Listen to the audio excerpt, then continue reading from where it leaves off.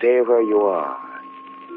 Do not break the stillness of this moment, for this is a time of mystery, a time when imagination is free and moves forward swiftly, silently. This is the Haunting Hour.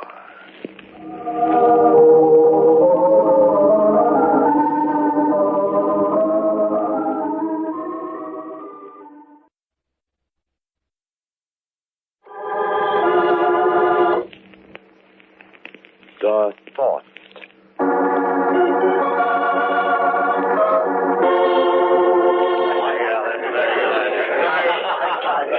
Ladies and gentlemen, for your pleasure and amazement, the 78 Club presents the great Marlowe, the mental marvel. Gifted with a seventh sense, the great Marlowe reads your mind, tells your every thought. Now, let me warn you, if you have a secret you don't want him to know, just don't think about it. Presenting the great Marlowe. Thank you. Thank you. Frankly, I can't explain the performance you're about to witness. Science, without explaining it, calls it telepathy. Thought transfer. I call it hokum. The gentleman says it's hokum. Maybe. We'll see. Now, everybody in this room, concentrate. Think of a thing or a person. Concentrate. Think hard. Ah, I have a thought. Someone is thinking of the initials SG. Will the person thinking of SG please rise? I've been thinking of SG. Well, thank you. Young lady, you are concentrating on the name of Stanley Green. Is that right? Well, yes. Stanley is in the Army, I believe. Correct. Yes, he's a sergeant. And you want me to tell you Stanley's serial number? It's 34000767. Is that correct? Yes. Thank you. Thank you. I have another thought. Someone is thinking.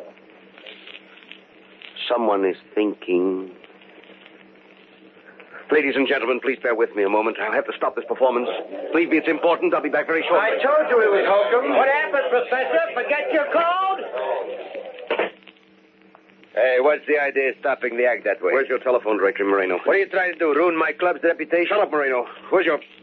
Oh, here. Now, listen, Marlowe, I'm paying you $2,000 a week. Yeah, Glenwood. I expect to get my money's worth. Listen, will you please leave? Just as soon as I'm through with this call, I'll finish the act. All right, but make it snappy. And close the door.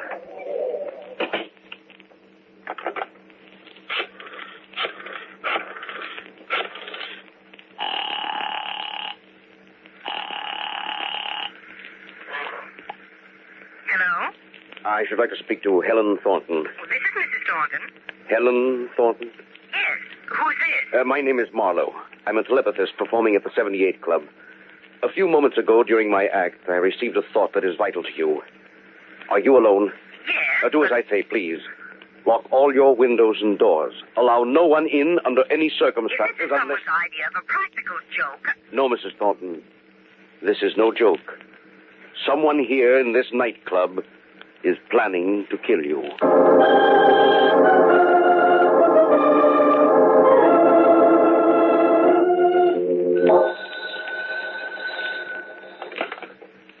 Hello? This is Mildred, Helen. I just got in. Oh, I've been trying to get you for hours.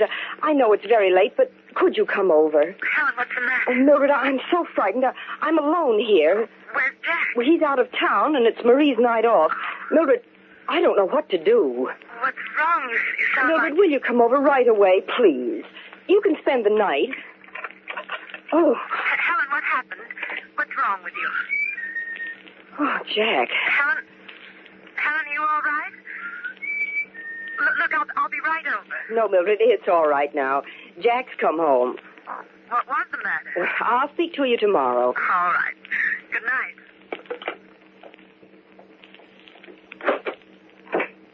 Oh, Jack. Oh.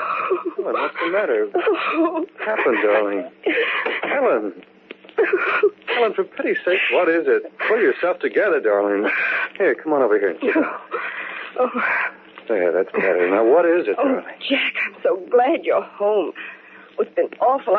I didn't expect you, and when I heard the door... Well, I finished my business in New York sooner than I'd planned. I would have wired, but I thought I'd surprise you. I met Fred Hamilton on the train coming home. Remember the buyer from St. Louis?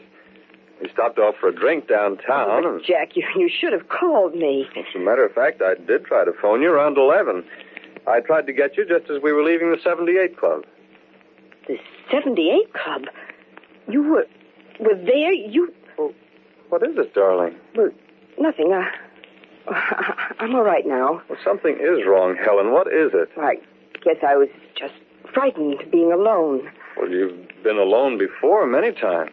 Yes, but that call... What call? Well, the police. They called. Oh? There was a robbery in the neighborhood. Oh, so that's it. That's why the door was double locked. Well, darling, there's nothing to worry about now. I'm here, right? Yes, Jack. You're here. There, that's better. Good night's sleep, and you'll be as good as new. Yes, Jack. Now, you lie there and relax, darling. I'll go to the kitchen and make you a cup of warm milk. Thanks, Jack.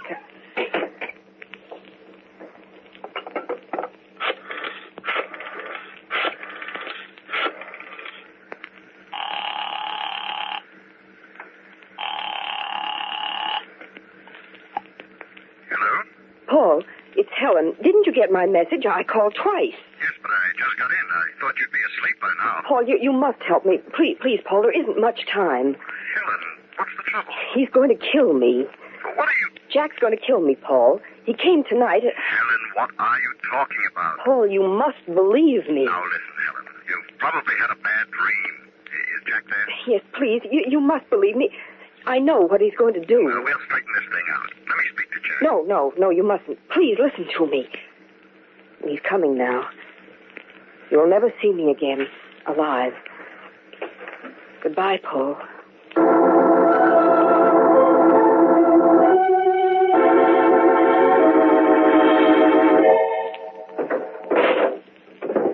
Don't bother folding up the dresses, Marie. Just throw them in. Mrs. Thornton, isn't this kind of sudden you're going away? Don't ask questions, Marie. Hurry, please. Here, now help me close this suitcase. You finish packing the other suitcase. I'm going down to get the car out of the garage. Morning, Helen. Jack. You look so surprised to see me. Well, Marie said you'd gone. I didn't expect... Well, I decided to come back. See, I caught you in time. I was just going over to Mildred's. So early in the morning? We have an appointment for golf. Darling, in those clothes? Well... All right, darling, all right. Helen, I'll tell you why I came back this morning. Frankly, I'm worried about you. Something's on your mind. I know it. Won't you tell me what it is? I'm all right. Okay, Helen. Now listen to me. I had some very important business to settle in the office with Paul this morning, but you come first. You saw Paul this morning? No, I changed my mind on the way down and came back. Helen, you need a rest. You and I are going away. No, Jack, yes? no. Now, there's no use arguing. I've already made a reservation for the weekend. Where are you taking me, Jack? Remember that cabin we stayed at 3 years ago? Oh. It'll be wonderful. Just the two of us, all alone. We'll drive out there tomorrow. Now, there's no need to fuss either. Just a few old duds and my rifle. Your rifle? Yes, darling, my gun. The hunting season is on. The shooting at Lone Acres should be very good this year.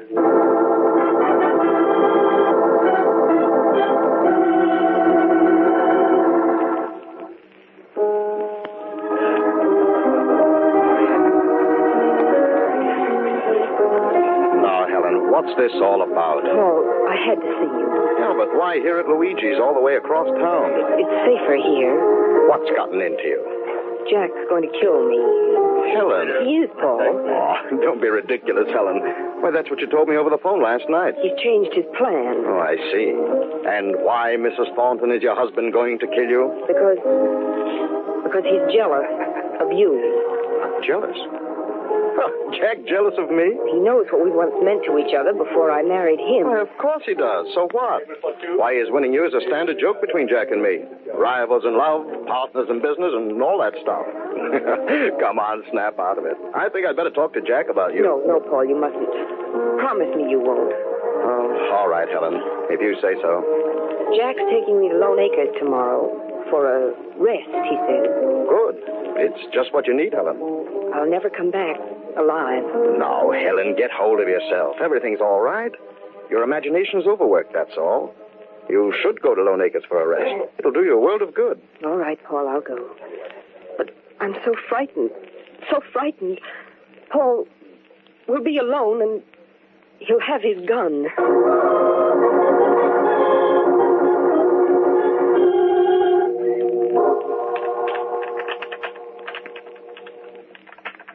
You know, Helen, sometimes I think I love this gun more than I do you. There, it's okay now. Clean as a whistle and fit for the work at hand. Say, look, the fog's lifting. You can see clear across the valley. No, we'll get in some hunting today after all. Helen, what's the matter? You haven't said a word since breakfast. I'm all right. I've been wanting to finish this story. The Golden Goblet Murders. You know, detective stories hand me a laugh. Now, if I were planning a murder, I'd use a gun, like this Springfield. Just say, for instance, I wanted to kill... Well, say I wanted to kill... Me? All right. Say I wanted to kill you. Now, let's see. We have to have a motive, don't we? All right, have it. Motive, jealousy. Jealousy? Yes, I'm jealous of Paul Allen. That's it. I'm jealous of Paul. I don't want to talk about it. Oh, come on, darling. Be a sport. Our murder plot is just beginning to get interesting. Now, let's see. We need a locale. Well, Lone Acres, right here. What a perfect setting for a perfect murder. And now for the time. Yes, Jack. When are you going to kill me? Well, I shouldn't really tell you when I plan to kill you, but I'll give you a break. This afternoon. How's that? We'll be out in the woods hunting. No one will be too near. No one to see what happens. The hunting season, a gunshot, you're dead. A regrettable accident. And there's our perfect murder.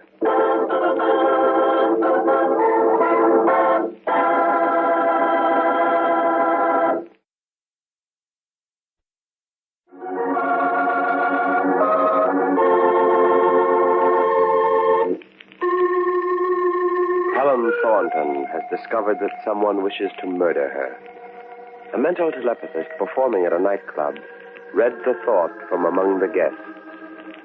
Later, Helen was shocked to learn that one of the guests present in the nightclub was her husband, Jack. She fears that he might want to kill her because of his jealousy of Paul, a former suitor. Her anxiety is heightened, and her husband suggests that they go away for a weekend to Lone Acres, an isolated hunting lodge. Once there, Jack tells her it's a perfect setting for a possible perfect crime. Her murder. A hunting accident in the woods.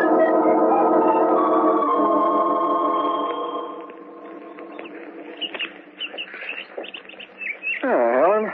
Here, up this way. Follow this path around the bend here. Jack? Yeah? Would you mind if I went back to the cabin? Well, there's a clearing up here, darling. We'll stop for a rest. Helen? Yes? I'm going to circle this hill. You wait right there for me, will you? Jack, please don't leave me here alone.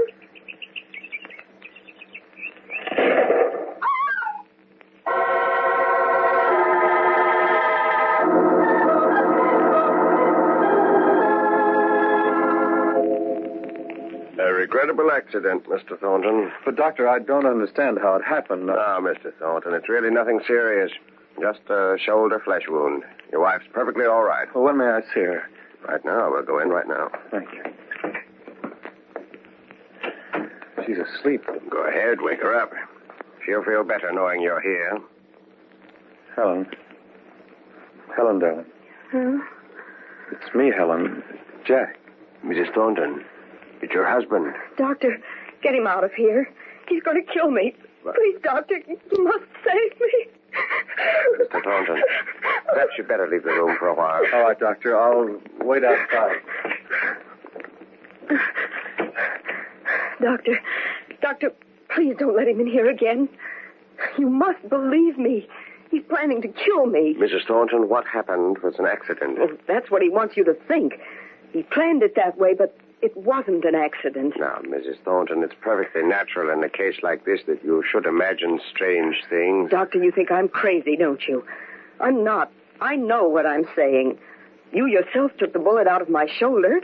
Doesn't that prove to you that my husband shot me? On the contrary, Mrs. Thornton.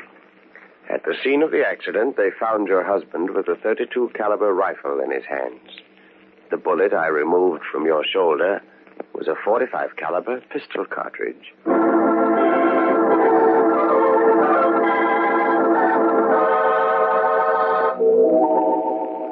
Marie? Marie? Yes, Mrs. Thornton, I'll be right up.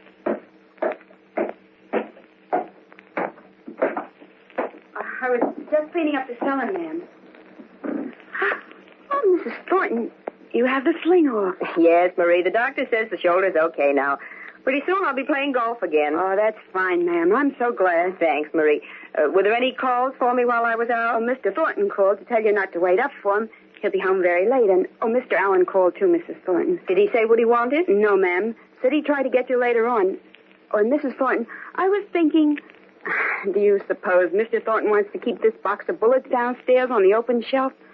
I was thinking it might be dangerous, ma'am. Bullets? Yes, ma'am. This box here. Let me see that box, Marie. 45 caliber cartridges. 45 caliber cartridges.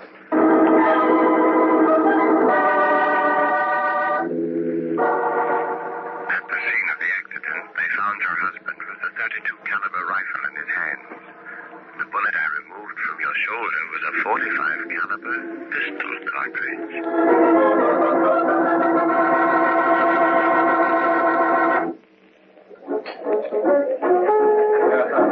Good evening. Have you a reservation, madame? No, I've come to see the great Marlowe. Yes, madame. Then perhaps a table on the side. This way, please. No, I mean I've come to see him on a personal matter. He's expecting me. Oh, I see, madame. Albert, show this lady to the great Marlowe's dressing room.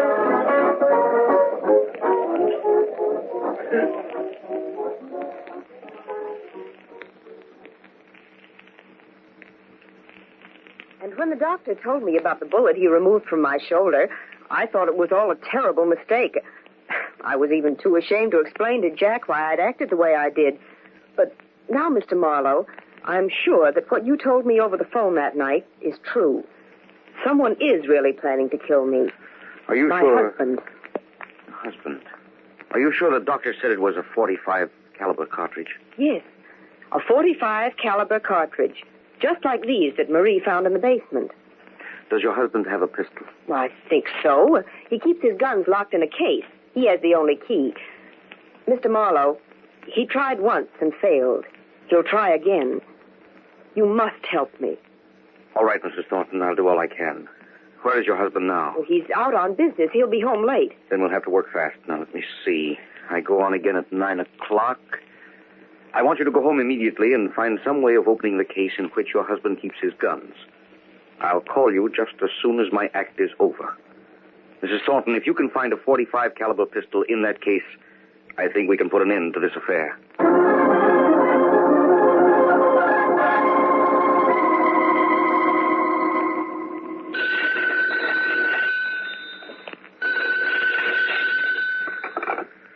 Hello? This is Marlowe. I opened the case. There was no pistol. Mrs. Thornton, I listen. searched all through the house, and I can't find it anywhere. He must have it with him. Mrs. Thornton. What shall I do? I can't stay here tonight. He'll kill me. Mrs. Thornton, listen to me, please. You must come down here immediately. A few minutes ago during my act, I received the murder thought again. Mr. Thornton is in this nightclub. My husband is there now? Yes, meet me in my dressing room. Be sure to come in through the back entrance, and hurry. All right, Mr. Marlowe. And where am I supposed to be right now? Jack.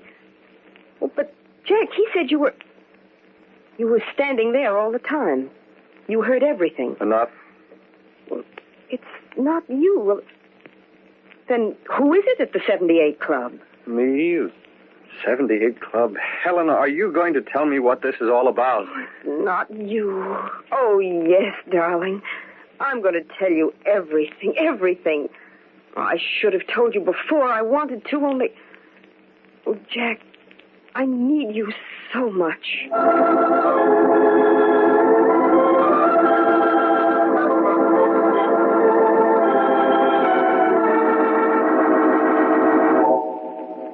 Now, look here, Marlowe. I want to get to the bottom of this. But Mrs. Thornton and I have told you everything. Yes, well, then explain to me why at the very moment I was standing in my own home listening to my wife talk to you on the phone, you were telling Mrs. Thornton that I was sitting in this nightclub planning to kill her. Oh, don't you see, Helen, this man's a cheap trickster. Why, he's never even seen me before. Why didn't you come to me when this all started, darling? Jack, I was afraid. Because she thought you were the one, and so did I. That's why I assumed it was you sitting out there. Of course, I never saw you before you entered my dressing room a few minutes ago. You see, Mr. Thornton, I have a telepathic mind, not a magic eye. I know what your wife and I have told you is hard to believe. I don't know what your game is, Marlowe. But I'll find out soon enough. Come on, Helen, we're going to police headquarters. That won't be necessary, Mr. Thornton. The police know about this. I told them. What? The police are here now in this nightclub. Mr. Thornton, whether you believe it or not, your wife's life is in jeopardy. Someone in this club now is planning to kill her. Perhaps this will convince you. You own a .45 caliber pistol with a serial number 75682. What? Oh, yes, that's right. That's the pistol I reported as missing. Yes, I know. The police told me tonight. Jack, why didn't you tell me? Well, darling, you've been so upset lately, I didn't want to cause you any more anxiety. That pistol is, in all likelihood, the same weapon that was used up at Lone Acres in an attempt on your wife's life. Mr. Thornton, that pistol was brought to this club tonight by the person who is planning to kill your wife. The police found it concealed in an overcoat in the hat check room. Whoever claims that coat is Mrs. Thornton's intended murderer. Oh, why should anyone want to kill her? Who can it be? We'll soon find out. Mr. Thornton, do you recall the night you were in this club, the night I first received the murder thought? Yes. That night, did you see anybody here, or were you with anyone who knows both you and Mrs. Thornton very well? Well, let me see. Well, yes. No, it couldn't be. Pardon me, please. There we go, Mr. Marlowe. Here he is. Will you bring him in, Inspector? All right, you this way. Come on. Mrs. Thornton, your intended murderer. Paul. That's right. He was with me here the night you received the murder thought. It was Paul all the time. Yeah. And it almost worked, yes. And all the clues pointed to you, Mr. Thornton. But why? We were so friendly, the three of us. Friendly? More than that, Mrs. Thornton. Paul Allen was hopelessly in love with you.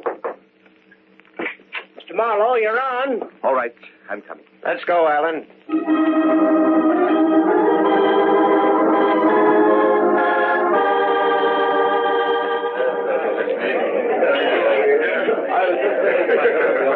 Now, ladies and gentlemen, the 78 Club presents the great Marlowe, the mental marvel. He'll read your mind and tell your every thought. But let me warn you, if you have a secret you don't want him to know, just don't think about it.